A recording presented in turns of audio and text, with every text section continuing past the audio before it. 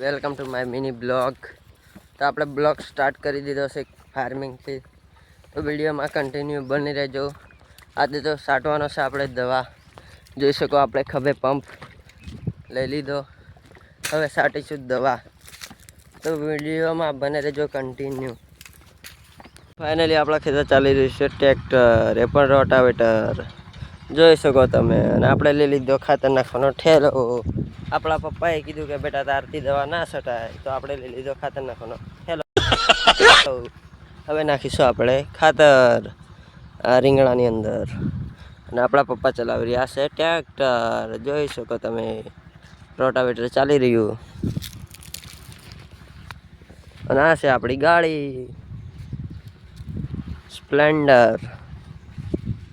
અને આ છે આપણું ખાતર. હવે ભરી લઈએ ઠેલાની અંદર. તો આપણે ભરી લઈએ હવે ફટાફટ. તો આપણે ચાલુ કરી દીધું ખાતર નાખવાનું, જોઈ શકો તમે. હવે નાખીએ ખાતર. રીંગણા તો બહુ મોટા છે, મારતી જેટલા મોટા છે ભાઈ. જો એકવાર તમે રીંગણા, તમારે પણ રીંગણા જોતા હોય તો કોન્ટેક કરજો. આપણે શાકભાજીની વાડી જ છે. કામ પૂરું થઈ ગયું અને હવે આપણે જઈએ ટ્રેક્ટરની પાસે. હવે આપણે ચલાવવાનું છે ટ્રેક્ટર.